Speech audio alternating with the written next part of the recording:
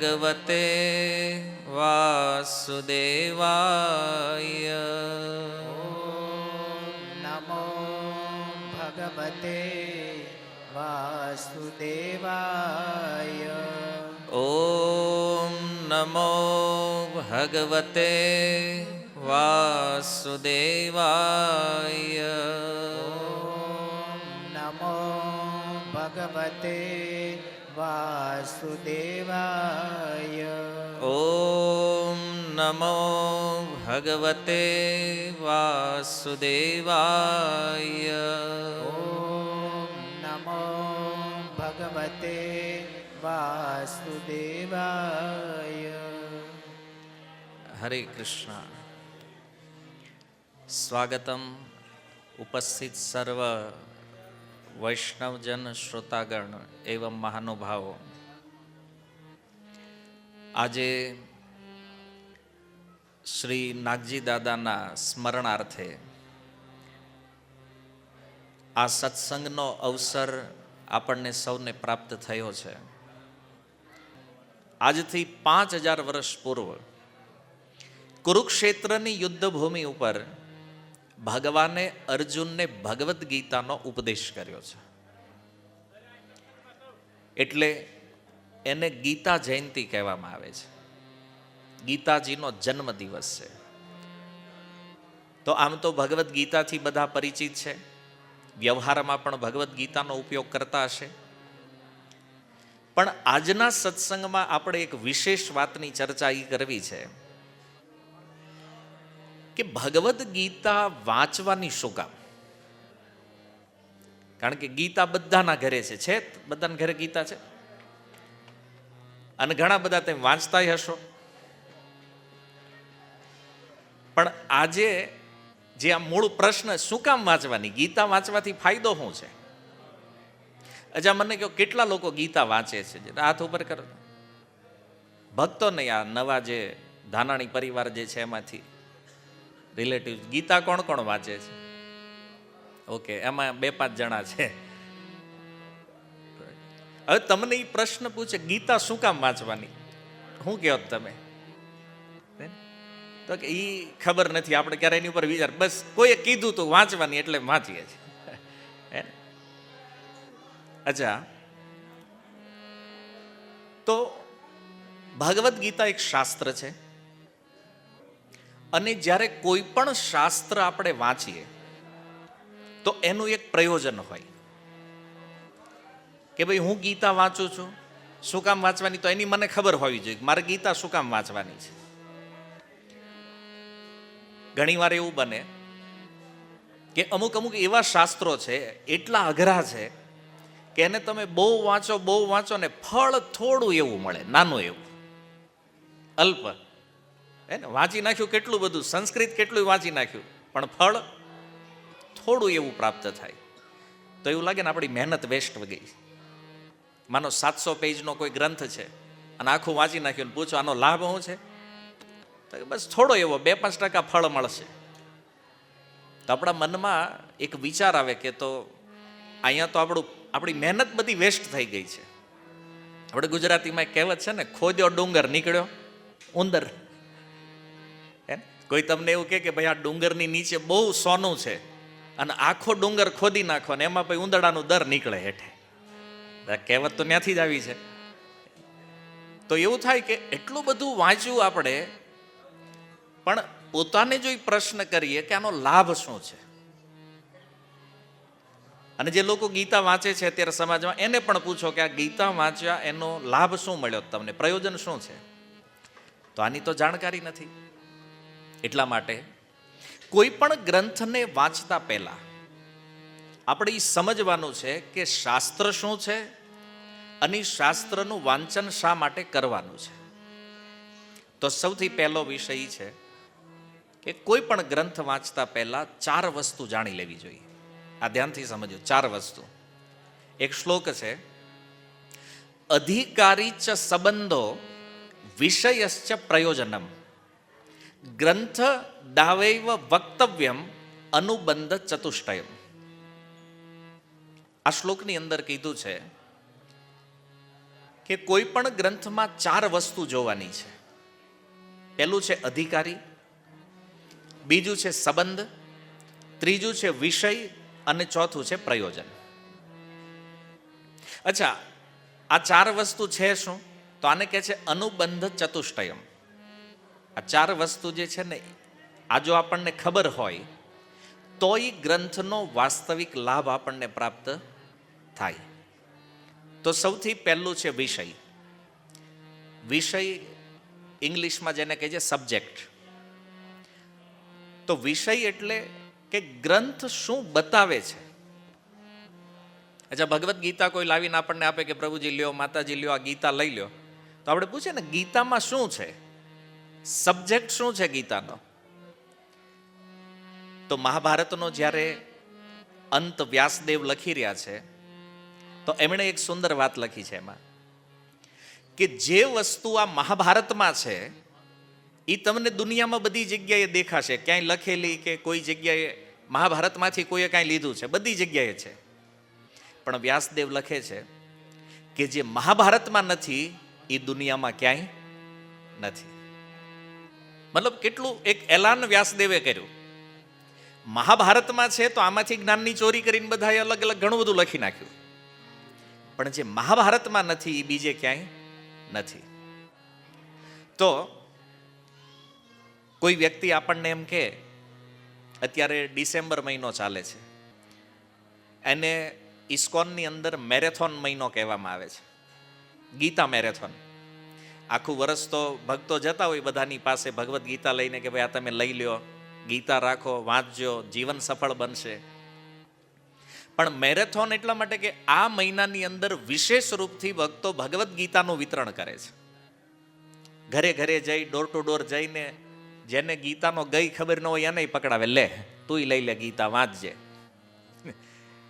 આ બહુ સમજવા જેવો વિષય છે કે અત્યારે તમે જોવો તો આ તિલક વાળા, ધોતી વાળા તમને બધે દેખાય બહાર, ગીતા હાથમાં લઈને 1 મહિનો બધા આમાં જ લાગેલા હશે. પણ હવે વાત એ છે કે કોઈ ભક્ત આપણા ઘરે આવે, આપણને ભગવદ્ ગીતા આપે અને એમ કે આ તમે વાંચજો, તો સાચું કહો તમે વાંચવાનું ચાલુ કરો ખરા? ગીતા બધાને ઘરે છે કે નહીં? તો હમણાં મેં પૂછ્યું કોણ વાંચે, તો 5 જણા છે કે ભાઈ અમે વાંચીએ છીએ. તો એટલે બહારથી આવીને કોઈક આપણને આપે છે ને એ એમ કે તમે આ વાંચી લેજો, તો આપણે એટલા તો સીધા નથી કે કોઈએ કીધું તરત વાંચવાનું ચાલુ કરી દી. આ થતું નથી. હજારો લાખોની સંખ્યામાં ગીતા વિતરણ થઈ રહ્યું છે, પણ વાંચવામાં જેવી રુચિ હોવી જોઈએ એવી નથી. શું કામ? એનું એક કારણ છે સબ્જેક્ટ, વિષય. અચ્છા, ગીતા છે શું એ જ ખબર નથી તો એનો રસ કેવી રીતે વાંચવામાં આવે? પહેલા એ તો સમજવું પડશે ને ગીતાનો સબ્જેક્ટ શું છે. અને બીજા વાંચે છે એટલે મારે વાંચવાની છે એવું પણ નથી. આ ક્યારેક ક્યારેક કોઈકની કોપી જોઈને આપણે થોડુંક વાંચવા લાગીએ. કેમ તો કે ઓલા ભાઈના ઘરે કોઈ એક્સપાયર થઈ ગયા અને ત્યાં બધા બેઠા બેઠા ગીતાનો પાઠ કરતા હતા. હવે તમે પાઠ કરો એનો વાંધો નથી, એનું ફળ તો છે જ, પણ આપણને એમાંથી કાંઈ સમજ પડતી નથી. બસ બુક ખોલી, આમાં લખ્યું છે, વાંચી નાખ્યું, વાર્તા પૂરી.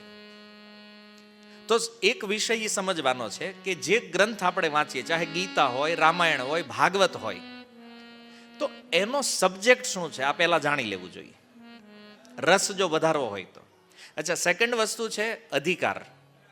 અમે કીધું અધિકારી ચ સંબંધો. તો અધિકારીનો અર્થ છે યોગ્યતા, કે આ ગ્રંથને વાંચવાની યોગ્યતા આપણામાં છે કે નથી, અથવા વિષયને જાણવા યોગ્ય કોણ વ્યક્તિ છે કે જે આમાં લખેલો જે સબ્જેક્ટ છે એને જાણી શકે. જેવી રીતે કોઈ વ્યક્તિ કોલેજમાં જાય તો કોલેજની અંદર તમે એડમિશન લેવા જાઓ તો એમ નામ આપી દે? માની લો કે કોઈ એની પાસે કોઈ ડિગ્રી નથી, ડિગ્રી મતલબ કોઈ રિઝલ્ટ 10thનું કે 12thનું કોઈ રિઝલ્ટ નથી ને સીધા કોલેજમાં જઈને કે અમને એડમિશન આપો, તો એ લોકો કે ને ભાઈ તું 12માં પાસ થયો છે? તો કે એવું કાંઈ એમ નથી કર્યું, પણ મારે કોલેજમાં એડમિશન લેવું ડાયરેક્ટ આપે. અચ્છા, તમે રિલાયન્સની ઓફિસમાં જાઓ અને એમ કહો કે મને મેનેજર બનાવો, તો એ લોકો કે હું કામ બનાવી? તો કે મારે બનવું છે. પણ એ કે તારે બનવું છે તો કાંઈ ક્વોલિફિકેશન, તમારી પાસે કાંઈ યોગ્યતા? તો બોલે એવું જ કાંઈ નથી. તો કોઈ મેનેજર બનાવશે નહીં. તો યોગ્યતા વગર કોઈ પદ પણ પ્રાપ્ત થતું નથી. એના માટે ક્વોલિફિકેશન જોઈએ. તો એ સબ્જેક્ટ જે શાસ્ત્રમાં છે એને સમજવાની યોગ્યતા આપણામાં છે કે નથી એ પણ જોવું પડશે. કેમ? નહીતર આખી ગીતા વાંચી નાખશો પછી કહેજો આમાં કાંઈ રસ આવતો નથી, આમાં કાંઈ મજા નથી. ઘણા વાંચે એ કે પ્રભુજી વાંચતા વાંચતા હુઈ ગયા એ કે અમે ભાઈ એમ એક પેજ વાંચ્યું ને ત્યાં તો એવી ઊંઘ આવીને જોયું તો સવારે ગીતા એ છાતી ઉપર જ પડી હતી. રસ ન હોય ને એટલે એવું થાય. કાં તો એમ કે આમાં કાંઈ સમજાતું જ નથી. એક વ્યક્તિ નવો ગયા વર્ષે મેરેથોનમાં ગીતા વાંચતો થયો એટલે એને મેં પૂછ્યું શું અનુભવ શું કહે છે? એ કે મને ગીતામાં એવું સમજાણું કે અર્જુનને નહોતું લડવું અને ભગવાને એને તૈયાર કર્યો, બસ આખી વાર્તા આ છે, આમાં બીજું કાંઈ નથી. તો હવે આપણા મનમાં એક પ્રશ્ન થાય ને કે આને આખી ગીતા તો એને વાંચી પણ વિષયની ખબર નથી અને અધિકાર નથી, તો રસ આવ્યો નહીં. કારણ કે અધિકાર ન હોય એટલે એમાં રસ ન આવે. તો આપણે એ સમજવાનું છે કે અધિકારીની યોગ્યતા શું છે, કેવી રીતે કોઈ ગીતાનો અધિકારી બની શકે. ત્રીજું છે સંબંધ. ગ્રંથ અને વિષયનો સંબંધ શું છે? જે ભગવદ્ ગીતા છે અને ગીતામાં વર્ણિત જે તત્વ છે આ બેયનું કનેક્શન શું છે? આને કહે છે સંબંધ. અને ચોથું છે પ્રયોજન. કે આપણે જો ભગવદ્ ગીતા વાંચીએ, ભગવદ્ ગીતાને સમજીએ તો આ ભગવદ્ ગીતાથી આપણે પ્રાપ્ત શું કરવાનું છે આને કહે છે પ્રયોજન, અર્થાત ફળ, લક્ષ્ય, છેલ્લે જે આપણને મળવાનું છે. સાર તત્વ શું છે ગીતાનું? તો આ ચાર વસ્તુ જે છે એને અનુબંધ ચતુષ્ટય કહેવામાં આવે છે. સમજમાં આવી ગયા? ચાર વિષય શું છે? વિષય, અધિકારી, સંબંધ અને પ્રયોજન.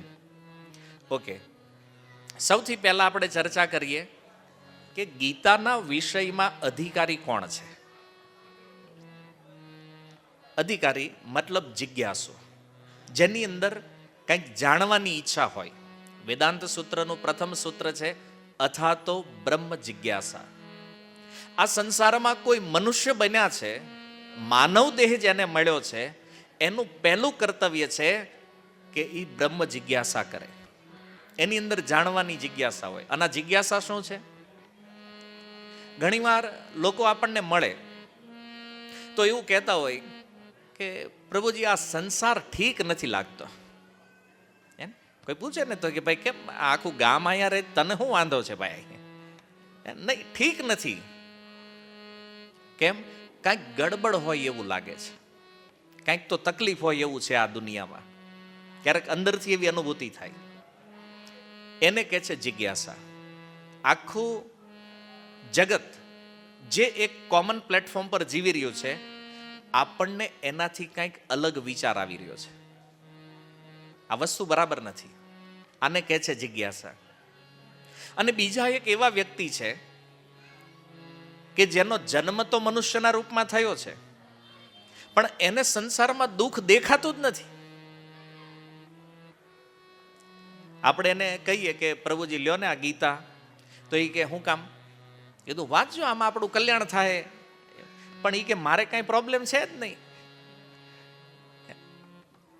તમે બુક વિતરણમાં જતા હોય તમને કહેતા છે ને લોકો, અમારે કાંઈ તકલીફ જ નથી ભાઈ, હું કામ ગીતા વાંચું? પણ વાસ્તવમાં તકલીફ તો છે, પણ તકલીફ દેખાતી નથી. હવે માની લો બહુ ગરમી હોય અને કોઈ વ્યક્તિ રોડ ઉપર ચાલતો ચાલતો નીકળે તો એને પગમાં ફરફોલા પડી જાય, પછી ફૂટે, એનો દુખાવો થાય. તો જેને ફરફોલા પડ્યા હોય એને ખબર હોય કે એ ફરફોલા પડવાનું દુઃખ શું છે. જે કોઈ દી તડકામ નીકળ્યો જ નથી, જેને જીવનમાં ક્યારેય ફરફોલો પડ્યો જ નથી, એને ખબર પડે એનું દુઃખ શું હોય. કેમ? એ તો તડકામાં નીકળે તો ચપ્પલ પહેરી નીકળતા હોય, એસી ગાડી બેસી નીકળે, એને શું ખબર પડે તડકાનું દુઃખ શું છે? એને દુઃખનો આભાસ પણ નથી. અને આ વ્યક્તિને માની લો આપણે સામે બેહારી દઈ અને એને સમજાવવાનું ચાલુ કરીએ કે જો ભાઈ ગરમી હોય, તડકો હોય ને તો બહાર નો નીકળતો. કેમ? ગરમીમાં ચાલવી ને તો પગમાં ફરફોલા પડી જાય, અને એ ફરફોલામાં પછી પાણી ભરાય ને એ પછી એવું દુખે ને પછી ફૂટે ને પછી બળે ને કેટલી પીડા થાય. હવે ફરફોલાની કદાચ હું 3 કલાક કથા કરું તો ફરફોલો પડવાનું દુઃખ એને ખબર પડે ખરું? 3 કલાક કદાચ હું એ જ કથા હાંકું તો એ દુઃખને નહીં સમજે.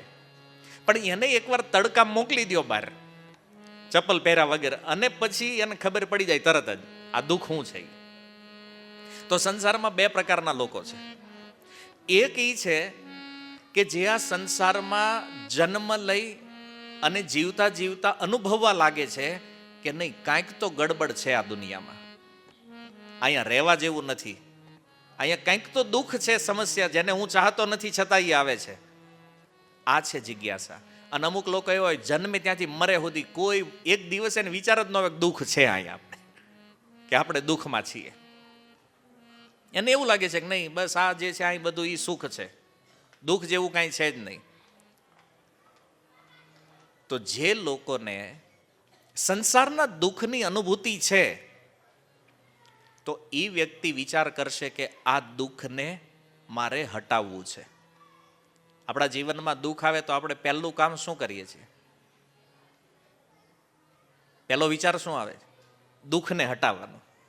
આ દુઃખ હોવું જોઈએ નહીં, આની કંઈક સારવાર, આ દુઃખ મારી પાસે રહેવું ન જોઈએ, મારે જોતું જ નથી આ.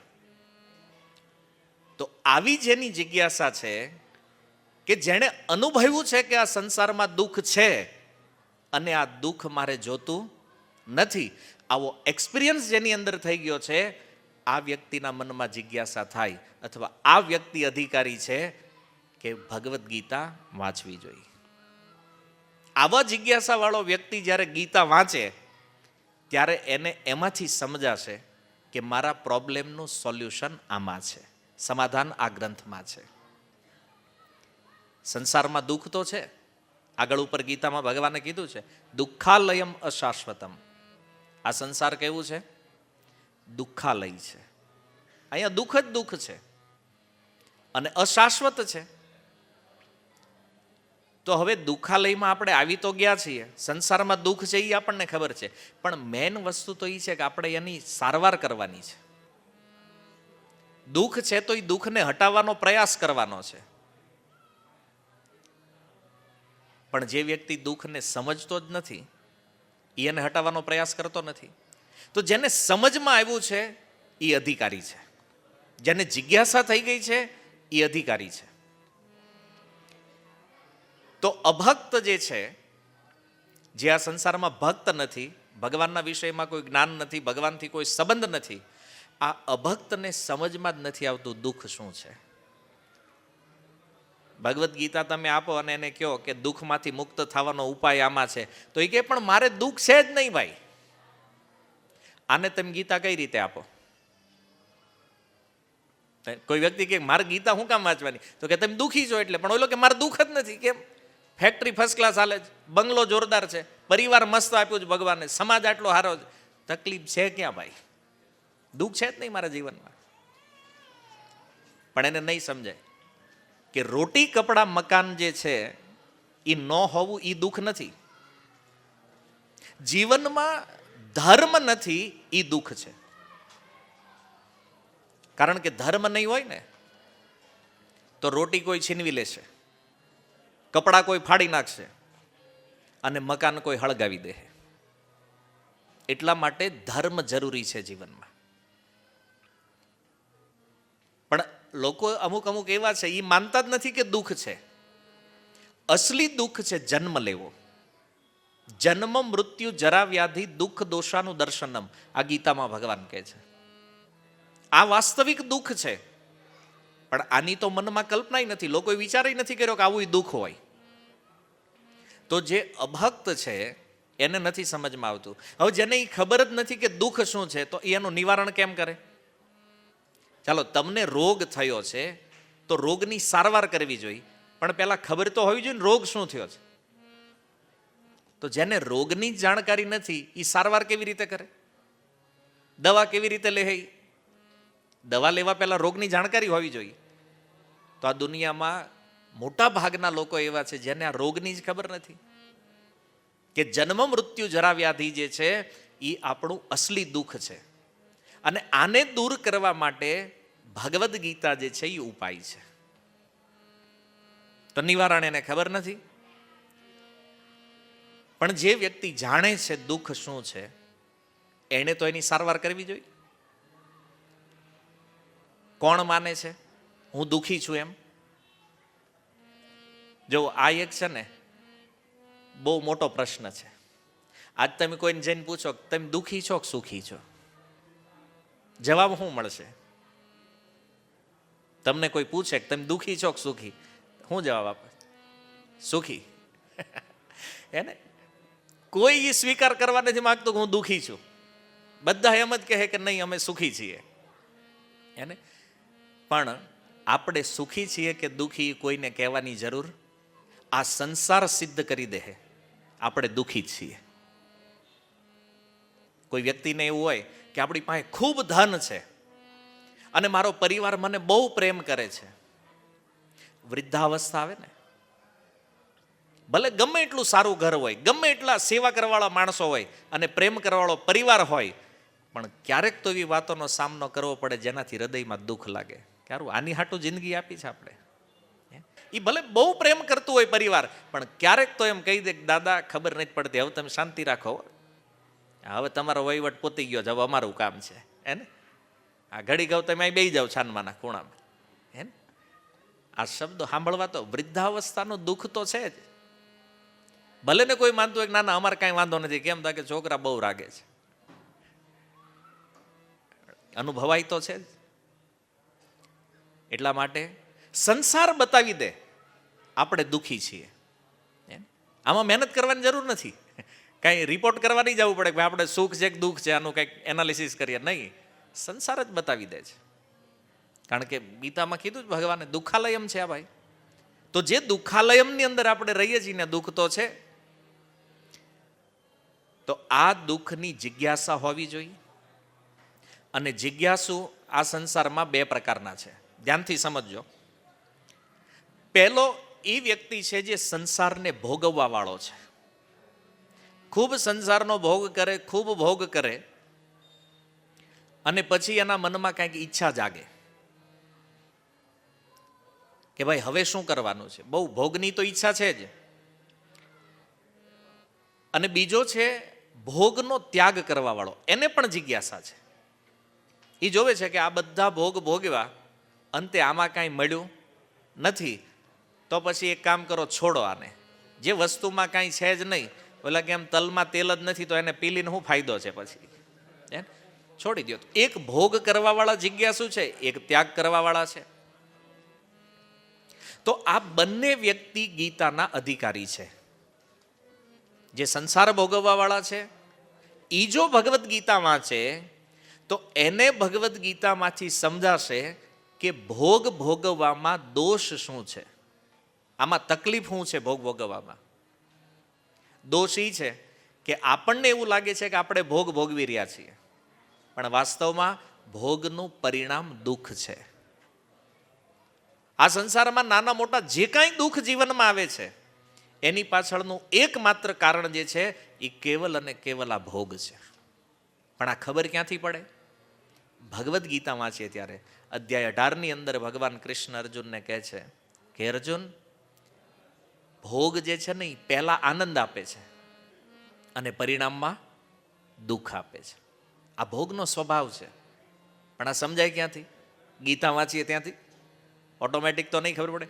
એટલે ભોગ ભોગવવાના દોષને શાસ્ત્ર બતાવે છે. અને ભોગ યદી કોઈ ભોગવવાની ઈચ્છા પણ રાખે, માની લો ગીતા વાંચતા હોય અને એને એમ થાય કે નહીં નહીં હજી સંસારમાં બધી ફેસિલિટી છે, આપણે ભોગવી લેવાની છે, તો જો ભગવાન કહે છે ભોગ ભોગવો, એમાં કાંઈ વાંધો નથી અને તમને કોઈ રોકવાનું નથી. કાંઈ ભગવાન નથી આવવાના હાથ પકડીને, તું કેમ આટલા બધા ભોગ કરે છે ભાઈ? ભગવાન નથી રોકવાના. એમ ભગવદ્ ગીતા કોઈ વાંચતા હોય તો એવું નથી કે ગીતા વાંચીને એની ભોગ કરવાની ઈચ્છા બધી પૂરી થઈ જાય. ગીતામાં ભગવાન કોઈ જીવને બાંધતા નથી.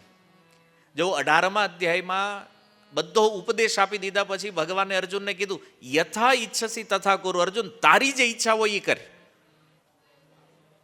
મારે તને જે કહેવા નતું એ કહી દીધું. હવે યુદ્ધ કરવું ન કરવું ડિસિઝન તારું છે. તારી જે ઈચ્છા હોય એમ કર. ભગવાને એક માર્ગ બતાવી દીધો. હવે એની ઉપર ચાલવું કે નહીં ચાલવું એ આપણી ઉપર ડિપેન્ડ છે. તો જબરજસ્તી જીવને ભોગમાંથી હટાવવાની કોઈ ચર્ચા ગીતામાં નથી, અને કોઈ ટ્રાય કરે તો હટે એમય નથી. એટલે ભગવાને જ કહી દીધું, યથા ઈચ્છસી તથા કુરુ. અર્જુન, તારી જે ઈચ્છા હોય ને એમ કર. ફરફોલા ન પડ્યા હોય અને તોય કોઈ તડકાવાળા રસ્તા ઉપર હાલતો હોય પણ એને ફરફોલા ન પડે, કેમ? ચપ્પલ પહેરીને હાલતો હોય. ભાઈ, આ ભોગ ભોગવીને અધ્યાત્મમાં હાલવું એ કેવું છે? ચપ્પલ પહેરીને એ રસ્તા ઉપર ચાલવા જેવું છે. એટલે એને તમે ત્યાંથી ગમે એટલો પાછો વળવાની ટ્રાય કરો એ વળે. સમજી લો, જે માણસ ભોગના માર્ગ ઉપર ગયો છે અને હારે હારે શાસ્ત્ર રીતે અનુશીલન કરે છે, એને તેમ પાછો વળશો એ નહીં વળે. જેને ફરફોલા પડ્યા છે ને એને કયો કે એ રોડે નીકળવું, એ ન જાય કોઈ દી, પાછો જાય. ભોગનું દુઃખ જેણે નથી અનુભવ્યું ને એ વારંવાર ભોગ માગે છે. પણ જેણે આનો અનુભવ કરી લીધો છે કે આ ભોગ તો મારી નાખશે ભાઈ, એ માગે કોઈ દી પાછો. માની લ્યો કે તમે રોજ જ્યુસ પીતા હો અને એક દિવસ જ્યુસ પીધું ને તમને ઝાડા ઉલટી ને બધું એવું, આમ હાલત ખરાબ થઈ ગઈ તમારી, ફરીને કોઈ દી માગો? નહીં માગો. પણ જ્યાં સુધી આ નથી થયું તમને ત્યાં સુધી આ બધું થાય. અચ્છા, જે લોકો ડેઈલી કોલ્ડ ડ્રિંક્સ પીવે છે એને આપણે કહીએ કે ભાઈ આ ન પીવાય, કેમ? આ નડે. આટલા વર્ષો પીવું છું, કાંઈ નથી થયું. અને અચાનક એને રિપોર્ટમાં ખબર પડે કે ડાયાબિટીસ છે, પછી અડે? કારણ કે એ જે સમય ભોગ થયો ને, હવે પરિણામ દેખાણું. અત્યારે હવે ડાયાબિટીસ આવી, કેમ? હવે એક ઘૂંટડો તે ના ભાઈ ન લેવાય, કેમ? ના, ઉકલી જાય, છોડી દે ને તરત. આ વસ્તુ છે કે ભોગ ભોગવવા વાળો જે વ્યક્તિ છે એને હજી અનુભવ નથી થયો પરિણામનો, એટલે એ માર્ગ ઉપર હાલ્યો જાય છે. પણ એ ચપ્પલ પહેર્યા છે એટલે જ્યારે પગમાં ચપ્પલ નહીં હોય ત્યારે ખબર પડશે કે આ રસ્તે અવાય નહીં. એટલે આપણે કોઈને એમ કહીએ કે ભાઈ ગીતા વાંચો, ગીતા સંભળાવી, તરત પાછા નથી વળતા. એટલે નથી વળતા, ચપ્પલ જ્યાં સુધી છે ત્યાં સુધી નહીં આવે. પણ એકવાર જો પગ નીચે મૂક્યો ને એકાદ ફરફોલો પડ્યો ને પછી ખબર પડે કે આ રસ્તે હલાય નહીં, ફરીથી નહીં જાય એ વ્યક્તિ. તો ગીતા સમજી અને એ રસ્તા ઉપર કોઈ ચાલે છે તો એ ચપ્પલ પહેરીને ચાલવા જેવું છે, સાવધાનીથી ચાલે. પણ એક વાત એને સમજવી રહી કે આનું પરિણામ દુઃખ છે. મતલબ ગીતાનો જે ઉપદેશ છે, જે ઉત્તમ ફળ છે ગીતાનું, એ પ્રાપ્ત નહીં થાય. ભલે ગીતા રોજ વાંચતો હોય, એનું જીવન ચાલતું જશે એ ભોગના માર્ગ ઉપર, તો એને એમાં સુખ લાગશે કારણ કે ગીતાનો ઉપદેશ સાથે છે એટલે ચપ્પલ પહેર્યા છે. એનું પરિણામ દુઃખ છે, પણ જે ઉત્તમ ફળ જે છે એ એને નહીં મળે. કેમ? કારણ કે અહીંયા કમ્પ્લીટ વસ્તુ છે કે રસ્તો જ છોડવાનો છે. આ છે અધિકારી. સમજમાં આવ્યું? ગીતાના અધિકારી. કેમ? કારણ કે આપણે વાંચતા તો હોઈએ, પણ જો આ તત્વ આપણને સમજમાં ન આવતું હોય તો ગીતા વાંચવાનો કોઈ અર્થ નથી. તો એટલે અધિકારીની ચર્ચા આપણે પહેલા કરી. જિજ્ઞાસા હોવી જોઈએ. જિજ્ઞાસા કરીને માર્ગ ઉપર ચાલવા પણ લાગે, પણ એ માર્ગનું જે અનુશીલન છે એના પરિણામને જાણે, અને પરિણામને જાણ્યા પછી માર્ગને છોડી અને જે વાસ્તવિક માર્ગ છે એની ઉપર ચાલવા લાગે. આ સાચો અધિકારી છે. ભલે અત્યારે ભોગમાં લાગેલા હોય, પણ જો ગીતા વાંચશે તો ધીરે ધીરે એ ભોગોમાંથી નિવૃત્ત થઈને પોતાના જીવનના અસલી ઉદ્દેશ્યને સમજી લેશે વ્યક્તિ. અને બીજો વ્યક્તિ જે છે, જે ગીતા વાંચવાનો છે, તો એને ખબર પડશે કે ભાઈ ભોગનું પરિણામ દુઃખ છે, તો આને છોડો, તત્કાલ ત્યાગ કરશે. અને ઈ પથનો તત્કાલ ત્યાગ કરીને વાસ્તવિક પથ ઉપર નીકળી જશે. તો આવી જિજ્ઞાસા જેના મનમાં છે આ ગીતાના અધિકારી છે. ક્લિયર? ઓકે. હવે બીજું છે વિષય, સબ્જેક્ટ. અચ્છા, ભગવદ્ ગીતા વાંચવાની કોઈ આપણને પ્રેરણા કરે કે ભાઈ તમે ગીતા વાંચો, તો ભગવદ્ ગીતાની અંદર વિષય શું છે? કર્મ, જ્ઞાન, ભક્તિ ઇત્યાદિ વિષયોની ચર્ચા ભગવાને ગીતામાં કરી. તો ભગવદ્ ગીતાની અંદર ભગવાને કર્મયોગની પણ ચર્ચા કરી. પહેલા 6 અધ્યાય, 1 થી 6 અધ્યાય જે છે ને એ કર્મયોગ છે. બીજા 7 થી 12 બીજા 6 અધ્યાય જે છે એ ભક્તિ યોગ છે. અને ત્રીજા 6 અધ્યાય જે છે અંતિમ એ જ્ઞાન યોગ છે. હવે જો આ બધા માર્ગ જે છે ને એ ભગવાને શું કામ કીધા ગીતામાં? જીવના કલ્યાણ માટે. એક જ ઉદ્દેશ્ય છે કે કોઈ કર્મમાં યોગમાં જાય, કોઈ જ્ઞાન યોગમાં જાય કે ભક્તિ યોગમાં જાય, આમાં જીવનું કલ્યાણ છે. બધા માર્ગ જેટલા પણ શાસ્ત્રમાં માર્ગ બતાવ્યા છે એમાં વધતું ઓછું જીવનું કલ્યાણ છે. એવો એક પણ માર્ગ ભગવાન નથી બોલ્યા જેમાં જીવનું કલ્યાણ ન થાય. નહીંતર આટલી બધી ચર્ચા ગીતામાં શું કામ કરે? સીધું ન કહી દે અર્જુન ભજન કરે, આ બધું મૂક માથા કુટાલ, કાંઈ કરવાની જરૂર નથી. આ 700 શ્લોકમાં આટલું લાંબુ શું કામ આપ્યું છે ભગવાને? હરેક માર્ગ જીવના કલ્યાણ માટે છે. ભોગોની અંદર કલ્યાણ નથી, આ કન્ફર્મ છે. મતલબ ગીતામાં જે ભગવાને કીધું એ બધામાં જીવનું કલ્યાણ છે, પણ સાંસારિક ભોગમાં ક્યાંય જીવનું કલ્યાણ નથી. ભોગ ભોગવતા ભોગવતા જીવન પૂરું થઈ જાય પણ ભોગ પૂરા થતા નથી. તમે જો આ સંસારમાં હજારો લાખો વર્ષોથી ભોગોની સામગ્રી વિદ્યમાન છે. કેટલા લોકો જન્મ્યા, કેટલા મરી ગયા, ભોગ આયા નાયા છે. માણસનું જીવન પૂરું થઈ જાય, ભોગ ક્યારેય પૂરા થતા નથી.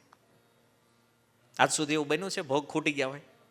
નવા નવા આવે એમ, એટલે કે પહેલા આવું નહોતું, પહેલા ટેકનોલોજી નહોતી, પહેલા આ બધું નહોતું, હવે છે. તો શું થઈ ગયું? આપણે થોડા પરમેનન્ટ છીએ?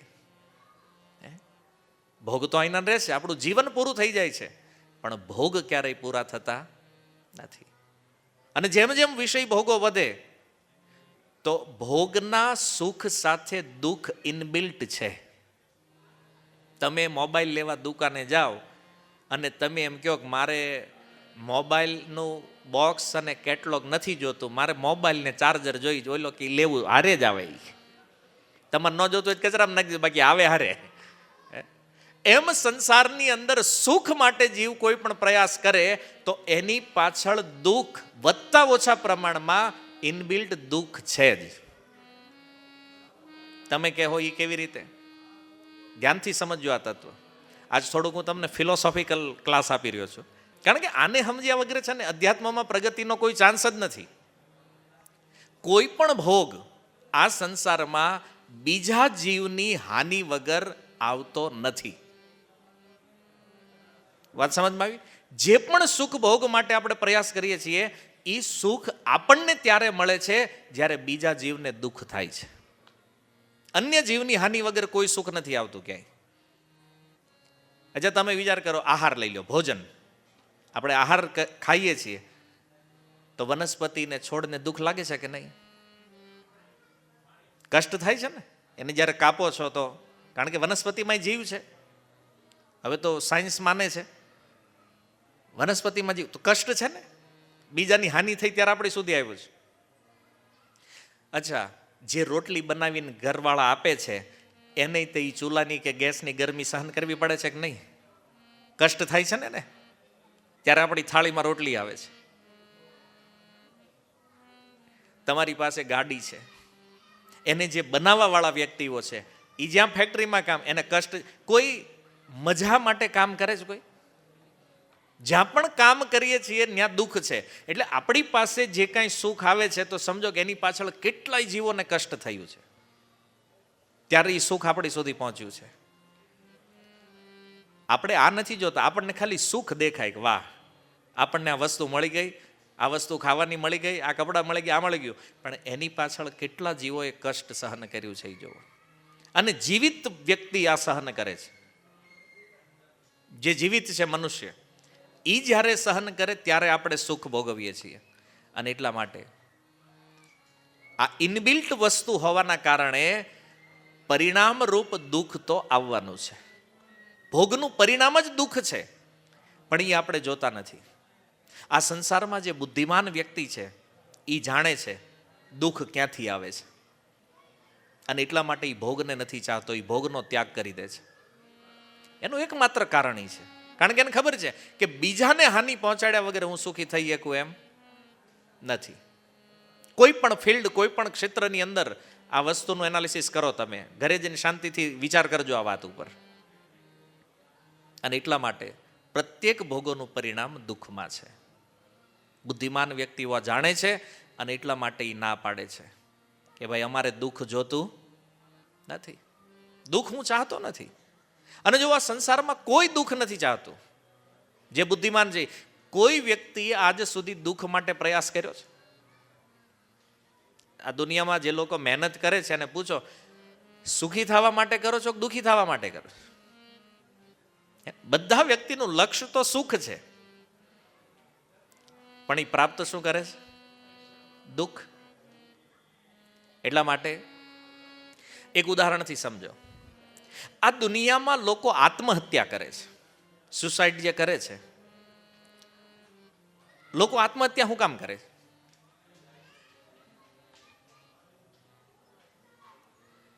શું કામ કરે? નથી ખબર? દુઃખ છે એટલા માટે. ઓકે, લોકો આત્મહત્યા કરે છે દુઃખ છે એટલા માટે, પણ એ આત્મહત્યાનું પગલું કેમ લે છે? અચ્છા, આત્મહત્યા કરવી દુઃખ છે કે સુખ છે? દુઃખ. છતાં એનો સ્વીકાર કરે છે જીવ. શું કામ? કારણ કે આત્મહત્યાનું દુઃખ એને નાનું લાગે છે. એનું કંઈક બીજું દુઃખ છે મોટું. એ દુઃખની સામે આત્મહત્યાનું દુઃખ કેવું લાગે છે? નાનું એવું. અને જુઓ, જીવનો સ્વભાવ છે કે એ નાનામાં નાનું દુઃખ હોય ને એને પહેલા પસંદ કરે છે. એટલે એ વ્યક્તિના જીવનમાં જે દુઃખ હોય ને એને એ દુઃખ એટલું મોટું છે, તો એની સામે આત્મહત્યા તો નાનું એવું છે, તો મરી જાવ, લટકી જાવ. લોકો એટલે આત્મહત્યા કરે છે, કારણ કે જીવ આખું એનાલિસિસ કરી લે કે મારા જીવનમાં આટલા એટલા પ્રોબ્લેમ છે, આટલા એટલા દુઃખ છે, આમાં સૌથી નાનું દુઃખ કેવું? તો કે બોલે હું મરી જાવ, એ દુઃખ સૌથી નાનું છે. કેમ? કારણ કે બીજા એને મોટા લાગે છે, પહાડ જેવડા છે. એટલે લોકો આત્મહત્યા કરે છે. અને આ જીવ છે ને, એનો સ્વભાવ છે કે નાની વસ્તુ હોય, નાનું દુઃખ હોય એને સ્વીકારો, મોટા છોડી દો. આ દુઃખને ભોગવવા એના માટેની જે સમજ છે એ ભગવદ્ ગીતા આપે છે. તો આ દુઃખોને ભગાવવા માટે, આને દૂર કરવા માટે ભગવાને આ બધા માર્ગ ગીતામાં બતાવ્યા છે કે તમને જો એ દુઃખનું એનાલિસિસ ખબર પડે કે મારા જીવનમાં દુઃખ છે ને આ દુઃખ મારે દૂર કરવું છે, તો યા તો તમે કર્મ માર્ગનો આશ્રય લ્યો, યા તો જ્ઞાન માર્ગનો આશ્રય લ્યો, અથવા ભક્તિ માર્ગનો આશ્રય લ્યો. ભગવાન કહે છે આ બધા રસ્તા ઉપર ચાલવાથી દુઃખની નિવૃત્તિ થવાની છે, દુઃખ દૂર થવાનું છે. તો જીવની સારવાર માટે આ બધા માર્ગ શાસ્ત્રોમાં ભગવાન બતાવી રહ્યા છે ગીતામાં. કર્મયોગ છે, જ્ઞાન યોગ છે, ભક્તિ યોગ છે. અને જેવો જેવો જેનો રસ, જેનો સ્વભાવ છે એ માર્ગમાં એ લોકો ચાલવાના છે. પણ આ બધા માર્ગ કરે છે તો જીવનું કલ્યાણ. આ ગીતામાં બતાવ્યું છે ભગવાને. આ વિષય છે ગીતાનો, આ સબ્જેક્ટ છે. જો આ દુનિયામાં તમે જુઓ કે આટલી બધી સંસ્થાઓ છે, આટલા બધા ધર્મો છે, આટલા બધા ભક્તો છે. આપણે જોઈને જ્યાં જોઈને ભક્તો જ ભક્તો દેખાય છે અત્યારે. ભક્તો છે, પણ આમાંથી ભક્તિ યોગી કેટલા છે? એક એનાલિસિસ આપણે કાઢીએ. ભક્ત તો બની જાય છે ગમે ને, ભાઈ કોઈને તિલક કરી દો, માળા પહેર લે, આમ જેમ ધોતી પહેર લે, તેને હું માની લો ભગત બની ગયો છે. આવા ભક્તો લાખો કરોડો છે દુનિયામાં. પણ ગીતાના આધારે યદિ પૂછવામાં આવે કે ભક્તિ યોગનો જેણે આશ્રય લીધો છે, આવા ભક્તિ યોગી કેટલા છે?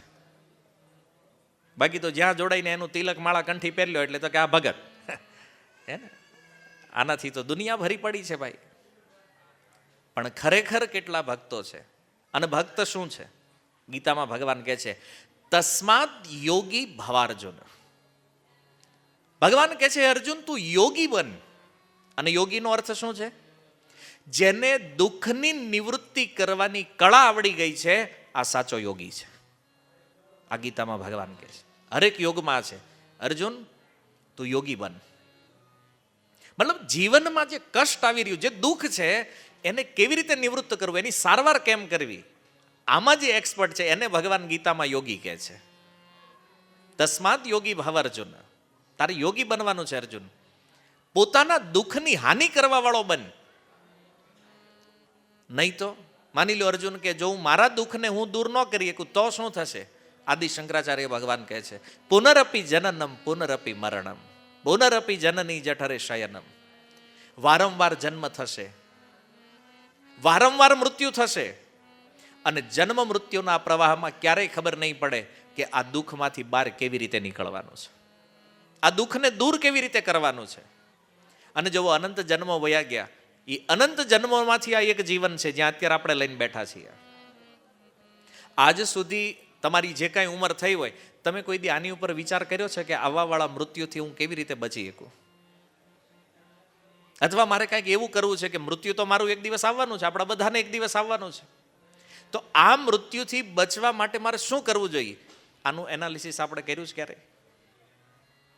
આવા પ્રશ્નો થયા જ ક્યારે? હાલાકી આ પરમ સત્ય છે કે એક દિવસ અહીંથી નીકળવાનું છે આપણે. આજે દાદા ફોટામાં છે, એક દી આપણે દાદા બનીને બેસી જવાના છે. બધાનો વારો છે.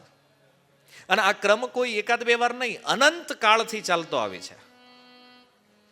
અનંત જીવનમાં એક વાર પણ આપણે જાણવાની ટ્રાય નથી કરી. આ દુઃખમાં જ નીકળવાનું. અર્જુનને એ સમજાવે છે ભગવાન કે અર્જુન જો તારા દુઃખની હાનિ નહીં કરીએ તો આ જન્મ મરણનો પ્રવાહ કન્ટિન્યુ ચાલતો રહેવાનો છે. યોગી બનવું પડશે. આ ગીતાનો સબ્જેક્ટ છે. તો આ મનુષ્ય જીવન આપણને મળ્યું છે અત્યારે, આ શીખવાનો અવસર છે. શું કામ? કારણ કે અન્ય જે વેરાયટી છે શરીરોની, એમાં આ અવસર નથી. ભગવદ્ ગીતાને સમજવી, આ દુઃખને નિવૃત્ત કરવું, આ ફીચર્સ, આ ફેસિલિટી કેવલ અને કેવલ મનુષ્ય જીવનમાં છે. બાકી 80 લાખ પ્રકારના શરીરો છે બીજા, એમાં આ સુવિધા નથી. ન તો ક્યારેય જળચરો જિજ્ઞાસા કરે છે, ન તો પશુ પક્ષી જિજ્ઞાસા કરે છે, ન જીવજંતુ જિજ્ઞાસા કરે છે, ન વૃક્ષો ક્યારેય જિજ્ઞાસા કરે છે. આ સબ્જેક્ટને સમજવાનો અવસર કેવલ અને કેવલ આ મનુષ્ય જીવનમાં છે, જે અત્યારે આપણી પાસે છે.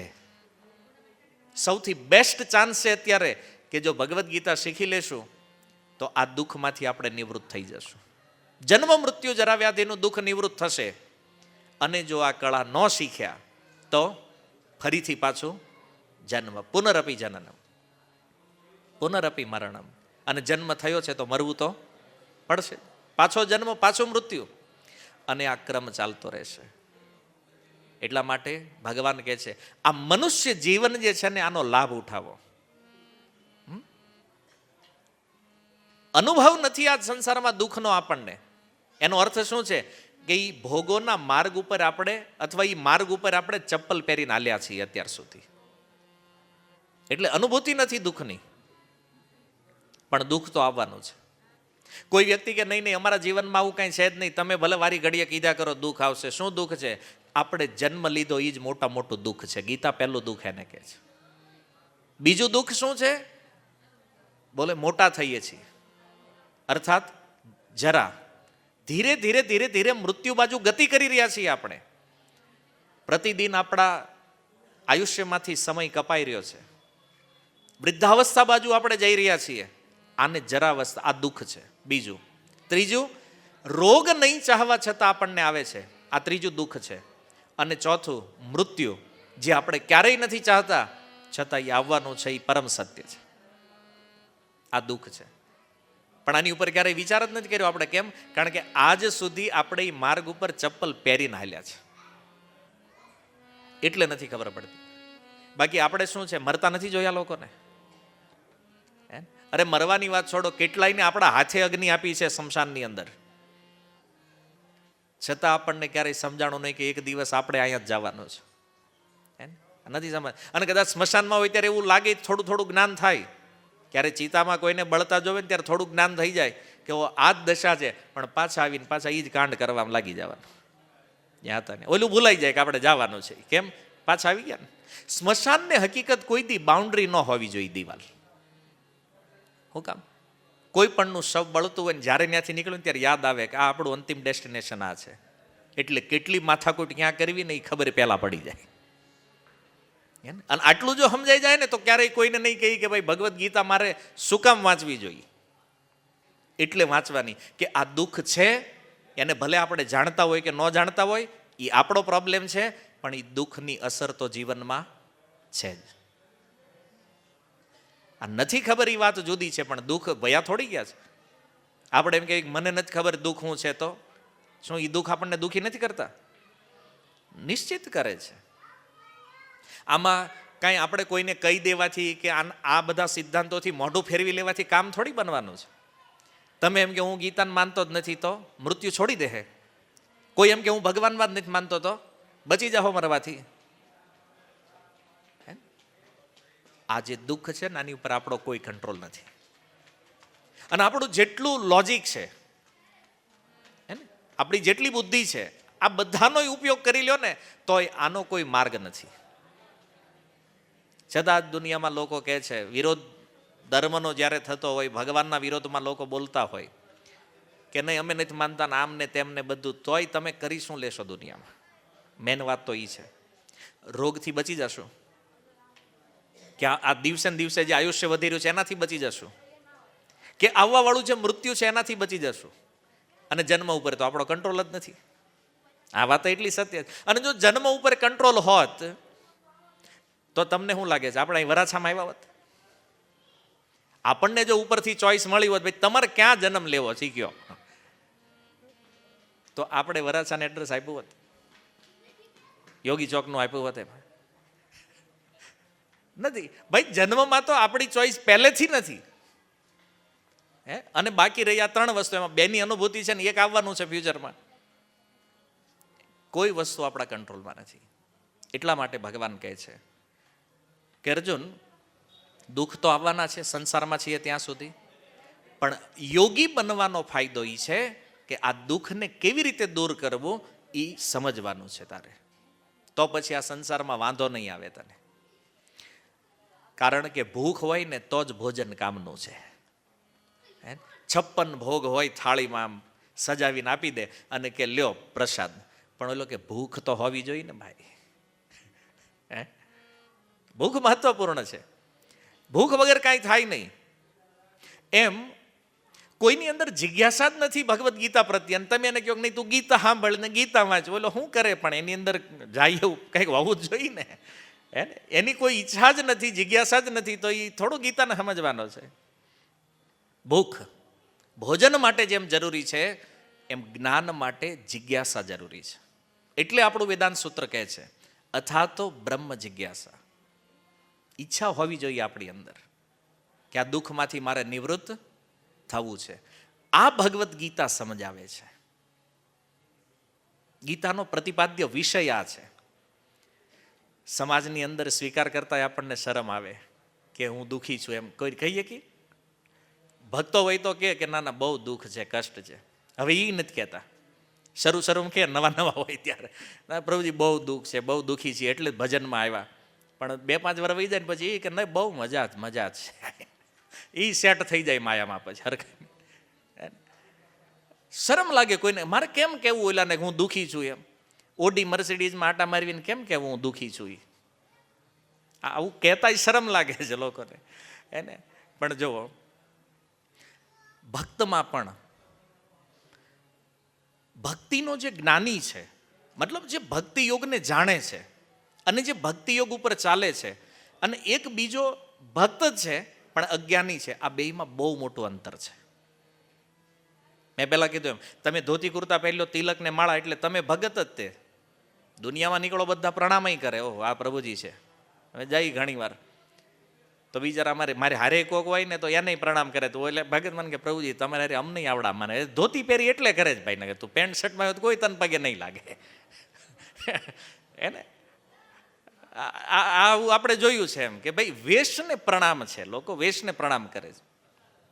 હા, એણે વેશ ભક્તનો લીધો છે, પણ વાસ્તવમાં ભક્તિ યોગનું 1% નોલેજ નથી, કોઈ જ્ઞાન નથી. કહેવાય તો એ નહીં ભક્ત, ધોતી કુર્તા પહેર્યું છે, તિલક માળા છે, એ છે તો ભક્ત. એક ભક્ત એ છે જે ભક્તિ યોગના જ્ઞાનને જાણે છે અને એ જ્ઞાનમાં એક્સપર્ટ છે. તો ભક્તિ યોગનો જ્ઞાની અને ભક્તિ યોગનો અજ્ઞાની, આ બેયમાં આસમાન જમીનનું અંતર છે. આ ભગવદ્ ગીતા સમજાવે છે. અને આને ગૌડી આચાર્ય શ્રી રૂપ ગોસ્વામી પાદ કહે છે કે ભક્તિ યોગનો જ્ઞાની જે છે ને એ ઉત્તમ અધિકારી છે, શ્રેષ્ઠ ભક્ત છે. અને આ જે ખાલી વેશધારી જે છે એ કનિષ્ઠ અધિકારી છે. આનું અંતર પણ ઉપદેશામૃતમાં રૂપ ગોસ્વામી બતાવે છે. અને આ જે કનિષ્ઠ ભક્ત છે ને એ અજ્ઞાની, આ કનિષ્ઠ અજ્ઞાનીની જેમ દુઃખ ભોગવે છે. જેવી રીતે એક બાળક છે, નાનું બાળક છે જેનો હજી હમણાં જન્મ થયો, 6 મહિના 8 મહિનાનું થયું હોય, એને મચ્છર કરડે તો એ કાંઈ કરી શકે? ન મચ્છરને ભગાવી શકે, ન ખંજવાળી શકે. એની એ છે અજ્ઞાનની અવસ્થામાં, જે દુઃખ આવ્યું એ સહન કરે છે એ સ્થિતિમાં. તો આ જે અજ્ઞાની ભક્ત જે છે ને એની સ્થિતિ આ નાના બાળક જેવી છે. એને દુઃખ સમજમાં આવતું નથી, કાંઈ નથી, અનુભવે છે ખાલી કે આ મચ્છર કવડ્યું તો એની પીડા છે, પણ એના માટે એ કોઈ પ્રતિકાર કરવા માટે સમર્થ નથી. જ્યારે ભક્તિ યોગનો જે એક્સપર્ટ વ્યક્તિ જાણે છે કે દુઃખ આવે તો મારે જ્ઞાન દ્વારા આને કેવી રીતે દૂર કરવાનું છે, જે એક્સપર્ટ ભક્ત છે એની પાસે આ કળા છે. તો દુઃખ આવે, આપણા જીવનમાં પણ આવે છે, તો એનો સામનો જ્ઞાનથી કરવો જોઈએ કે અજ્ઞાનથી કરવો જોઈએ? જ્ઞાનથી. ગીતા તો કહે છે જ્ઞાનથી કરવો જોઈએ, તો એનાથી બચશું. પણ વાસ્તવમાં આપણે કરી રહ્યા છીએ અજ્ઞાનથી. તો ભગવદ્ ગીતા આ વસ્તુને શીખવે છે આપણને કે દુઃખ તો બધાને આવવાનું, સંસારમાં છીએ તો દુઃખ આવશે, પણ એનો પ્રતિકાર કેવી રીતે કરશું, આ વિષય છે. સુખને કેમ જોવું એ પણ આપણને ખબર પડશે. અત્યાર સુધી તો આપણને એ છે કે બસ દુઃખ આવે, દુઃખને નિવૃત્ત કરો. ભાઈ દુઃખ ગમે એટલું હોય પણ હારે થોડુંક સુખ તો છે. તો સુખને કેમ જોવું એ પણ આપણને જાણકારી ભગવદ્ ગીતા આપે છે. આ વિષય ખાલી દુઃખનો નથી, સુખય છે. સુખ અને દુઃખ બે સાથે જ છે. તો દુઃખ હારે વ્યવહાર કેમ કરવો એટલું નહીં, સુખનો વ્યવહાર કેમ કરવો એ પણ ભગવદ્ ગીતા શીખવે છે. કારણ કે દુઃખનું તો ફાવી ગયું, સુખનું ખબર નહીં પડે તો પાછા હલવાઈ જાઓ. કારણ કે સુખ કે દુઃખ છે તો આખરે બંને કર્મ જ, બંને બંધનનું કારણ છે. તો આનો વ્યવહાર ગીતા શીખવે છે. તો 2 વિષય થયા, એક અધિકારી અને બીજું સબ્જેક્ટ એટલે કે વિષય. અચ્છા, ત્રીજું છે સંબંધ. સંબંધ એટલે જે વિષય છે, કર્મ, જ્ઞાન, ભક્તિ, અને ગીતા જે આને બતાવે છે, વિષયને જે પ્રેઝન્ટ કરે છે એ છે ભગવદ્ ગીતા. તો આ બંને વચ્ચેનું કનેક્શન શું છે? જો જે વિષય છે એને કહેવામાં છે બોધ્ય. થોડીક શાસ્ત્રિક લેંગ્વેજ છે અને સમજવાની ટ્રાય કરો. કર્મ, જ્ઞાન, ભક્તિ જે સબ્જેક્ટ છે એને કહેવામાં આવે બોધ્ય. અને એ બોધ્ય વિષયને જે પ્રસ્તુત કરે છે એ છે બોધક અર્થાત ભગવદ્ ગીતા.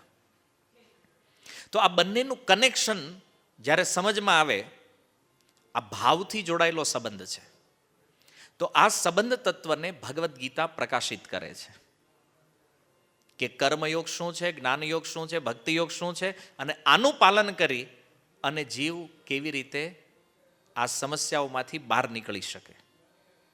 આ વસ્તુ ભગવદ્ ગીતાનો જે સંબંધ છે સબ્જેક્ટ અને મૂળ વિષય સાથેનો, મૂળ ગીતા છે અને એના વિષયો છે કર્મ, જ્ઞાન, ભક્તિ, ધ્યાન ઇત્યાદિ.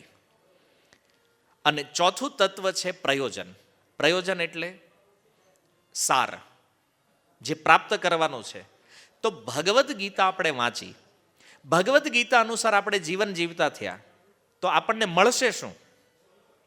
હરેક વ્યક્તિ સાર જોવે છે ને. તમને નોકરી મળી ગઈ, આખો મહિનો નોકરી કર્યું, પણ સાર શું હોય છે? પગાર કેટલો મળશે એ પહેલા પૂછે ને વ્યક્તિ. તો કોઈ વ્યક્તિ પૂછે ભાઈ ગીતા અમે વાંચીએ, ભગવદ્ ગીતા અનુસાર અમે ચાલીએ તો અમને મળશે શું? પરમ કલ્યાણ. સંસારનું દર્શન ફરીથી નહીં થાય, ફરીથી આ દુઃખમય સંસારમાં નહીં આવવું પડે. જે ભગવાન કહે છે યદ ગત્વાન નિવર્તન્તે તદ્ધામ પરમમ મમ. એકવાર આ સંસારમાંથી નીકળ્યા એને ફરીથી આ સંસારમાં આવવું પડશે નહીં. આ ભગવદ્ ગીતા શીખવે છે. જો આજકાલ લોકોને છે ને કથામાં બહુ રસ છે. હમણાં જો હું અહીં કોઈ વાર્તા શરૂ કરું, હે ને, એક હતો રાજા અને એક હતી રાણી, પૂરી થઈ બેયની કહાની, તો આવું બધું લોકોને ગમે. તત્વમાં રસ નથી. હજી આમાંય ઘણા વિચારતા છે કે અમને તેમાં તું કંઈક કથા કહે પ્રભુજી આવ્યા છે, આ તો કંઈક બીજું જ કર્યું આજે. સમજ્યા? કારણ કે સ્વાભાવિક ઈ છે, તત્વમાં રુચિ નથી સમજવામાં, જે મૂળ વિષય છે. બાકી હમણાં સ્ટોરી ચાલુ કરીએ તો બહુ સારી કથા. અને વાસ્તવમાં કથાની અંદર જો તત્વ નથી તો આવી કથા કદાચ 1000 કથા સાંભળી લ્યો, આ તમારા દુઃખને દૂર કરી શકે નહીં. જો એમાં તત્વ નથી કથાઓમાં તો આવા પ્રવચનો, આવા વ્યાખ્યાનોથી જીવનો કોઈ ફાયદો નથી. ઘણી વાર લોકો કે પ્રભુ એમ 200 કથા સાંભળી. 200 કથા સાંભળી વાત બરાબર છે, તો ચા તો બંધ થઈ નથી તારી હજી, હે, તમાકુ તો હજી ગયું નથી, તો 200 કથા સાંભળીને કર્યું હું? કારણ કે તત્વ નથી કથાઓમાં, તો કથા કામ નહીં કરે. વ્યક્તિગત જીવનમાં દુઃખની હાનિ નહીં થાય. મતલબ પર્સનલી જે દુઃખ જે દૂર કરવાનું હતું, જેના માટે કથા, આપણે પરીક્ષિત મહારાજનું દુઃખ હતું કે 7 દિવસમાં મરવાનું છે, શાપ મળ્યો હતો, એનું વ્યક્તિગત દુઃખ છે, એણે ભાગવતનો આશ્રય લીધો છે. પણ તત્વતઃ કથા સાંભળી 7 દિવસમાં મુક્ત થઈ ગયા. સ્વતઃ દુઃખની નિવૃત્તિ તો થવી જોઈએ ને. આ તો ફળ છે કથાનું. અને એ કથાઓમાં રસની વાતો હાલતી હોય, એમ જો રસ તત્વ જ્યારે આવે ને તો હૃદય આહલાદિત થાય, આનંદ થાય હૃદયને. અને એ તો સ્પષ્ટ છે કે કથાના રસથી જે આનંદ, આહલાદ જે હૃદયમાં આવે છે, એ આનંદ દુઃખને દબાવી દે છે. એટલે કથા જ્યારે સાંભળે ને ત્યારે ચાલે વાહ મોજ આવી ગઈ, એમ થઈ ગયું, હળવા થઈ ગયા આપણે. કેમ? કારણ ઓલું દુઃખ દબાઈ ગયું, કથાનો રસ અત્યારે આવી ગયો એટલે. પણ એને ખબર નથી કે આવું શું કામ થાય છે. કારણ કે રસનો આ સ્વભાવ છે કે રસ તત્વ જેવું પ્રકાશિત થાય તો દુઃખને દબાવી દે. પણ જેવો કથામાંથી નીકળ્યો, ધીમે ધીમે એ રસ વિસ્મૃત થયો અને માયા તૈયાર જ હોય, બહાર નીકળે એટલે આવી જાય, પાછો માયા પકડી લે. પાછો હતો નાન્યાન. જ્યાં સુધી રસનો પ્રભાવ હતો ત્યાં સુધી દુઃખ દબાઈ ગયું, દુઃખ ભૂલાઈ ગયું. અને જેવો એ રસ પૂરો થયો એટલે પાછો માયાએ પકડી લીધો. માયા રેડી જ હોય, બેટા બહાર નીકળ એટલી વાર છે, તું આ કથામાં બેઠો છો એટલે અહીંયા તું તને કાંઈ ન કર્યો. કેમ? કારણ કે ત્યાં કથાનો પ્રભાવ છે, ત્યાં રસનો પ્રભાવ છે. એટલે અત્યારે કોઈ કામનાઓ, કોઈ ચિંતા તારા માઇન્ડમાં નથી. પણ તું એકવાર પંડાળ છોડ, પછી હું બહાર તૈયાર છું, હે ને. અને માયા બહુ પ્રબળ છે. અને આપણી જો દુર્બળતા હોય તો પાછી માયાના શિકાર થશું. એટલા માટે ભગવાન કહે છે કે અર્જુન, જો તારે હારવું ન હોય તો યોગી બની જા. અને જે યોગી નથી એ જેવો બહાર નીકળ્યો એટલે માયા તરત પકડશે. યોગી નથી પરાજિત થશે, પણ વાસ્તવમાં જે યોગી છે આને માયા હરાવી શકતી નથી. આ નહીં હારે. યોગી હંમેશા વિજયી છે. કારણ આ ભગવદ્ ગીતા રૂપી જે તત્વજ્ઞાન છે એ એની ઢાલ છે. કોઈ યોદ્ધા જ્યારે લડવા માટે જાય ને તો એના એક હાથમાં તલવાર હોય, બીજા હાથમાં ઢાલ હોય. કે તમે તલવારથી જ્યારે યુદ્ધ લડો છો, પણ સામેવાળો જ્યારે તલવારનો પ્રહાર કરે તો બચવા માટે ઢાલનો પ્રયોગ છે ને. એમ માયાને પરાસ્ત કરવા માટે વ્યક્તિ સાધન કરે, નામ જપ કરે, કથા સાંભળે, આ બધું કરે માયાને હરાવવા માટે. પણ માયાએ વળતો પ્રહાર કરે તો બચશો શેનાથી? આપણે એ તો બધા જાણીએ છીએ કે મહામંત્ર જપ કરવો, ભગવાનનું નામ લેવું, એ માયા સાથે ડાયરેક્ટ યુદ્ધ છે. તો તમે તો મહામંત્ર જપ કરો એટલે માયા ઉપર પ્રહાર કરી દીધો. પણ હવે વાત એ છે કે માયા જ્યારે વળતો પ્રહાર કરે તો શું કરશો તમે? ઢાલ શું છે આનાથી બચવાની? એ ઢાલ શ્રીમદ ભગવદ્ ગીતા છે. ગીતાનું તત્વજ્ઞાન જેની અંદર છે, આ માયાના પ્રહારથી ક્યારેય પરાસ્ત થતો નથી. આ ભગવદ્ ગીતા છે. અને આ ઢાલ જેની પાસે છે એ સુખ કે દુઃખથી ક્યારેય પરાજિત થતો નથી. સુખ દુઃખે સમય કૃત્વા લાભા લાભો જયા જયો, સમસ્થિતિમાં રહે છે. અને આ સમતા જે છે આને ભગવાન યોગ કહે છે. સમત્વમ યોગ ઉચ્યતે. ગીતા. પરાજિત નહીં થાય કોઈ વ્યક્તિ જો ગીતાનું તત્વજ્ઞાન છે ને. તો ઘણી વાર ભાગવતમાં વધારે ઊંડા ઉતરી ગયા હોય ને એ ગીતાની ઉપેક્ષા કરે છે. કેવું ભાગવત છે, ગીતાની શું જરૂર છે? હે ને, ઢળી જશો ભાઈ. ભગવદ્ ગીતાનું તત્વજ્ઞાન જો નહીં હોય, ખાલી તલવાર લઈને નીકળો છો તો ક્યારેક ગમે એ આપણું ડોકું ઉડાઈ દે. હે ને, ઢાલ વગરનો યોદ્ધા હોય તો પ્રહાર થવા, પણ ઢાલ હોય તો રક્ષા થઈ શકે અને વળતો પ્રહાર તમે કરી શકો. તો આ સંસારમાં માયાને કેવી રીતે પરાજિત કરવી, આની ટેકનિક ભગવદ્ ગીતામાં છે. ભગવાને તો કીધું મમ માયા દુરત્યયા, અર્જુના માયાને પાર કરવી બહુ દુષ્કર છે, પણ મામેવ યે પ્રપદ્યંતે માયામ એતામ તરંતી તે, પણ જો કોઈ મારી શરણાગતિ લઈ લે તો તરી જાય માયાને આસાનીથી. શરણાગતિ પહેલું લક્ષણ છે ભગવદ્ ગીતાનું. તો આ ઢાલ જે ધારણ કરે છે સુખ દુઃખથી પર થઈ જાય, પરાજિત નહીં થાય એનાથી. અને જો ભગવાને જ્યારે આ સૃષ્ટિની રચના કરી તો ભગવાને જેટલા પણ જીવ છે બધાના કલ્યાણ માટે એક ગ્રંથ આપે છે. સૃષ્ટિ રચના જ્યારે કરે તો ભગવાન સાથે સાથે જીવાત્માઓને કેવી રીતે એનું કલ્યાણ થઈ શકે એનો એક ગ્રંથ આપે છે જેનું નામ છે વેદ. પણ હવે સમસ્યા એ છે કે વેદ બધા જીવ નથી સમજી શકતા. જેની પાસે બ્રાહ્મણત્વની બુદ્ધિ છે એ વેદને સમજે છે. બાકીની જે કાંઈ યોનિઓ છે અથવા બીજા જે મનુષ્યો છે એની પાસે વેદનો અધિકાર નથી, વેદ સમજવાની શક્તિ નથી.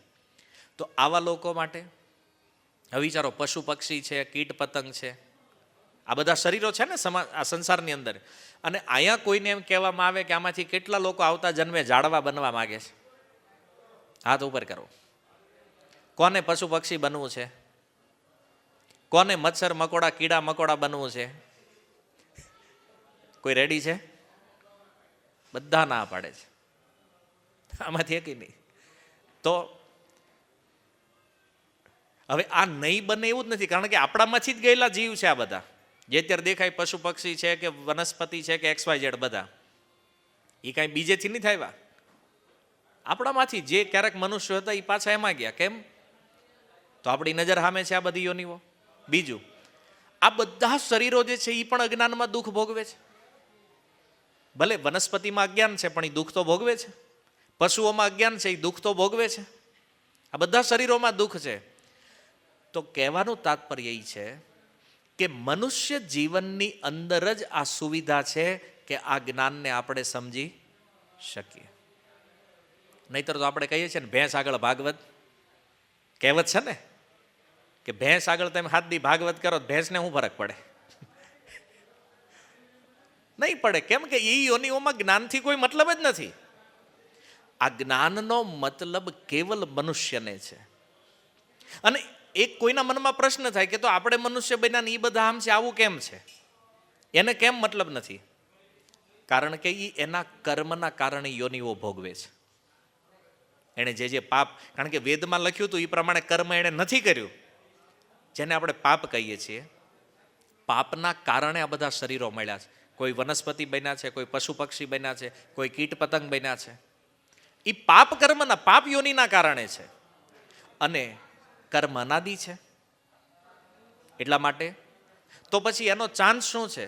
ચાન્સ એ છે કે અત્યારે કોઈ પશુ યોનિમાં છે, ધીરે ધીરે એની ઉત્ક્રાંતિ થશે, ત્યાંથી ઉપરની યોનિઓમાં જશે, ત્યાંથી ઉપર, અને એક સમયે પ્રકૃતિ એને મનુષ્ય બનવાનો અવસર આપશે. મનુષ્ય બનશે એ. અને ત્યારે એણે આ જિજ્ઞાસા કરી અને જ્ઞાન પ્રાપ્ત કરવાનું છે કે અહીંથી મુક્ત કેમ થવું. અને જો એ ન કર્યું તો પાછો આ ચક્રમાં પાછો ચાલશે. હવે સમજવાની વાત એ છે કે એ બધાને તો જ્યારે મનુષ્ય જીવન મળે ત્યારે મળે, આપણી પાસે અત્યાર છે. સૌથી મેન પોઈન્ટ આ છે. ઓલા જે વાટે છે એ આપણી પાસે છે. અને બીજું તકલીફ એ છે કે ક્યારે આ શરીર વયું જાય એનો પાછો કોઈ ભરોસો નથી. નાશ ક્યારે થાય એ ખબર નથી. અને જો આનો દુરુપયોગ કર્યો આ મનુષ્ય જીવનનો, તો ફરીથી મનુષ્ય જીવન મળવાનો કોઈ ચાન્સ નહીં. પછી આખો ક્રમ પાર કરીને આવવું પડશે જ્યારે નંબર લાગે ત્યારે. આ મનુષ્ય દેહ અત્યારે આપણી પાસે છે, એટલે શાસ્ત્ર આને દુર્લભ કહે છે. તો વાત એ છે કે બીજી બધી યોનિઓમાં અજ્ઞાનમાં સુખ દુઃખ જીવ ભોગવે છે, અને ભગવાનને આનાથી કોઈ પ્રોબ્લેમ નથી. આ સંસારમાં ભોગ ભગવાને એટલે જ બનાવ્યા છે કે જેની જે ઈચ્છા છે એ પ્રમાણે ભોગવે. ભગવાન આમાં કોઈ વાંધો નથી લેતા, એને કોઈ ઓબ્જેક્શન નથી. પણ આપણે ગીતા દ્વારા એ સમજવાનું છે કે અજ્ઞાનમાં જેટલું જેટલું ભોગવું છે એ જ આપણા દુઃખનું કારણ છે. આ ગીતા બતાવે છે. આ દુઃખ બહારથી નથી આવ્યું, કોઈ બીજા નથી આપતા. આપણે જ આપણા ભોગો દ્વારા, આપણા કર્મો દ્વારા આને ઊભું કર્યું છે. ઘણી વાર કમ્પ્લેન કરતા હોય લોકો, અમારે જ કેમ આમ છે, આખા ગામમાં જુઓ બધા સુખી, અમને જ આવા ભટકાણા. ના, તમને ભટકાણા નથી, તમે કર્મ કરીને લાવ્યા છો એને. ઘણા કે અમારો દીકરો કેમ આવો થઈ ગયો, એ તમારો એટલે થયો કારણ કે એ તમારું કર્મ દીકરાના રૂપમાં આવ્યું છે. અમારા જ માતા પિતા કેમ આવા છે, એ કર્મ જ મા બાપના રૂપમાં આવ્યું છે. આ કોઈ બીજા દ્વારા દુઃખ નથી. આપણે જ પૂર્વે કરેલા કર્મોને આપણે ભોગવી રહ્યા છીએ અત્યારે, અને વર્તમાનના કર્મો ભવિષ્ય નિર્માણ કરશે. એટલા માટે ગીતા સમજાવે છે. આ શાસ્ત્ર જે છે ને એ આ જ્ઞાનને બતાવવા માટે છે કે જો તમે આ સંસારમાં સહી વિધિથી નહીં જીવો, સાચી પદ્ધતિઓનું પાલન નહીં કરો, તો ભવિષ્યમાં દુઃખ તૈયાર છે. તો એક પ્રશ્ન થાય કે તો હું આ બધું ભોગવવાનું બંધ કરી દેવું, આ જે કાંઈ બધું છે એનું તાળું મારું? નહીં, ભોગવો. મેં કીધું ને, ભગવાન એની ના નથી પાડતા, ભોગવો, પણ એવી રીતે ભોગવો કે ભવિષ્યમાં દુઃખ આવે નહીં. આ દુઃખ ફ્યુચરમાં આપણે ભોગવવું પડે નહીં, એવી રીતે ભોગવવાનું છે. આપણા આનંદથી જો બીજા કોઈને કષ્ટ થતું હોય તો એની સારવાર કરો, જેનાથી એ કષ્ટનું નિવારણ થાય, દુઃખનું નિવારણ થાય. કારણ કે ભગવાને વેદ તો આપી દીધા, પણ વેદ બધા લોકો જાણી નથી શકતા. અને સામાન્ય માણસની સ્થિતિ શું, આપણી શું સ્થિતિ? આપણી સામે તો ભોગ આવે એટલે આપણે માની લઈએ ભાઈ ભોગ આવ્યો તો ભોગવી લ્યો. આપણું તો આ જ છે ને, કે આની ઉપર વિચાર કરો છો કે આ ભોગવવું જોઈએ કે ન ભોગવવું જોઈએ, આનું પરિણામ શું એ વિચાર કરીએ કે આવ્યું એટલે ઉપાડીએ. આપણી સ્થિતિ તો એ જ છે ને કે જે ભોગ મળ્યો એ ભોગવી નાખો તરત. પણ આ પશુની સ્થિતિ છે. પશુને તમે ઘાસ આપો એટલે ખાઈ જાય, એને કઈ વિચાર ન કરવાનો કે આ ખવાય કે ન ખવાય, ખાઈ લે છે. પણ મનુષ્ય થોડા ડિફરન્ટ છે. આજે જે દુઃખ છે એ એમનેમ છે કે આની પાછળ કોઈ કારણ છે.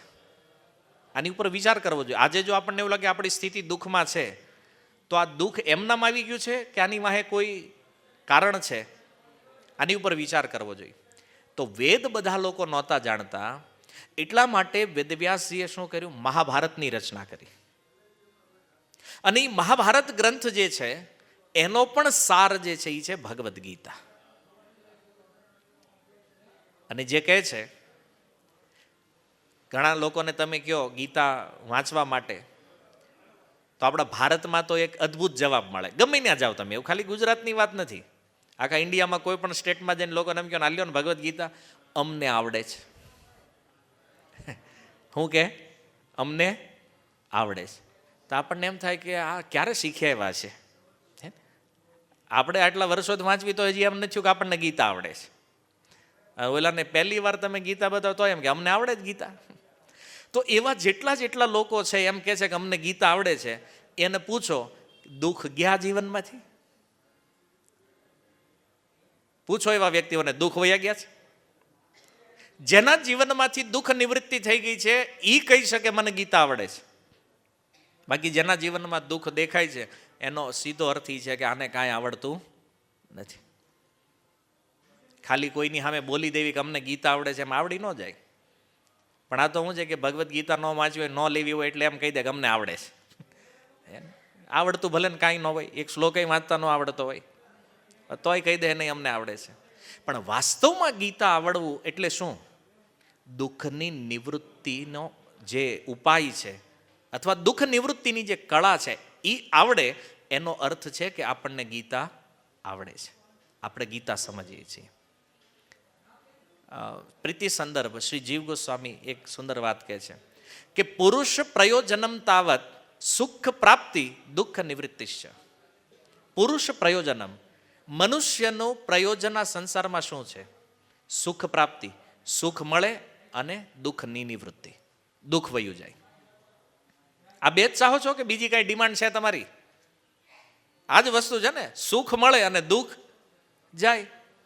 આખા સંસારમાં મનુષ્ય આની હાટું જ મથે છે એને. તો મનુષ્યનું આ પ્રયોજન છે. એટલા માટે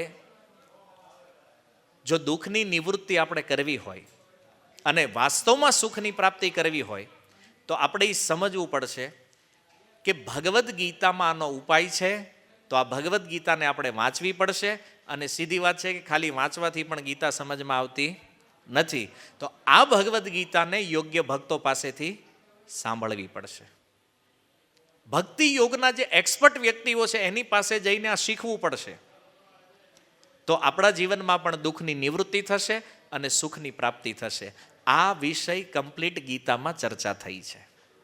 અને આને સમજવું એ મનુષ્ય જીવનનો ઉદ્દેશ્ય છે, આ લક્ષ્ય છે આપણું. એટલા માટે ભગવદ્ ગીતા વાંચવી જરૂરી છે. અને જો તમને એમ હોય કે ભાઈ જે દુઃખ છે એ ભલે હાલ્યું જાય, આપણે આમાં કાંઈ ડિસ્ટર્બ કરવાનું થતું નથી, તો ન વાંચતા. પણ જો તમારું આ લક્ષ્ય છે કે દુઃખને દૂર કરી અને વાસ્તવિક સુખની પ્રાપ્તિ કરવી છે, તો ભગવદ્ ગીતા વાંચવી જરૂરી છે. તો કાલથી જ સંકલ્પ લ્યો કે આપણે ભગવદ્ ગીતા નહીં હોય તો લેશું, ભગવદ્ ગીતા વાંચશું, ભગવદ્ ગીતા સમજશું અને આપણા જીવનને એવું બનાવશું કે ગીતાનો જે અંતિમ ઉદ્દેશ્ય છે મોહની નિવૃત્તિ. અર્જુનને પ્રારંભમાં મોહ થયો, પણ ભગવદ્ ગીતા સાંભળી તો એ મોહની નિવૃત્તિ થઈ ગઈ. એમ આપણે પણ ભગવદ્ ગીતા જો સમજશું તો આ મોહના કારણે જે દુઃખ ઉત્પન્ન થયું છે આની પણ નિવૃત્તિ થઈ જશે. આ ભગવદ્ ગીતા છે અને એટલા માટે આપણે ભગવદ્ ગીતા વાંચવી જરૂરી છે. તો છેલ્લો પ્રશ્ન એ છે કે કોને ન વાંચવી જોઈએ? જેને એમ લાગતું હોય કે મારા જીવનમાં કોઈ દુઃખ જ નથી અને મારે કાંઈ જરૂર જ નથી, દુઃખ નિવૃત્ત, જે પ્રમાણે હું હાલું છું એમ મારે હાલવું છે, એ નહીં વાંચે તો વાંધો નથી. પણ ભલે આજે નહીં તો અનંત જન્મ પછી આમાંથી બહાર નીકળવા માટે એણે ભગવદ્ ગીતા તો વાંચવી જરૂરી છે. એટલે ગીતા વાંચવાની છે.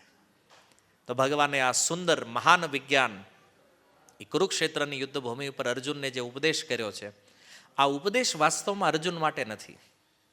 અર્જુનને લક્ષ્યમાં લઈ અને ભગવાને આપણી જેવા બદ્ધ જીવોના માર્ગદર્શન માટે આ ભગવદ્ ગીતાનું પ્રાગટ્ય કર્યું છે. તો ભગવાને આટલી મહેનત કરીને જો આ ગ્રંથ આપ્યો છે તો આપણું એટલું કર્તવ્ય નથી કે આપણે થોડીક મહેનત કરીને આને સમજવાનો પ્રયાસ કરીએ, વાંચવાનો પ્રયાસ કરીએ. કારણ કે જીવનનું માર્ગદર્શન તો શાસ્ત્ર જ કરવાનું છે. બાકી તો બધું તર્ક તુક્કાઓ છે. લોકો આજે સોશિયલ મીડિયામાં અથવા મોટિવેશનમાં સમજાવી રહ્યો કે આમ કરો સુખી થઈ જાઓ, પોઝિટિવ વિચારવા માંડો સુખી થઈ જાઓ. ના ભાઈ, કોકને દેવાના હોય તો એ પોઝિટિવ વિચાર થોડા આવે. 50 લાખ 5 કરોડ કોઈને દેવાના હોય તો એ કેમ એ પોઝિટિવ વિચારીએ કે ભાઈ? એ બધું નહીં. વાસ્તવમાં સહી મોટિવેશન, સહી માર્ગદર્શન જે છે એ આપણા માટે ભગવદ્ ગીતા છે. ક્યાંય બહાર જવાની જરૂર નથી. પણ કળિયુગના પ્રભાવમાં, આ ભોગોના પ્રભાવમાં આપણે શાસ્ત્રોથી ધીરે ધીરે દૂર થઈ રહ્યા છીએ.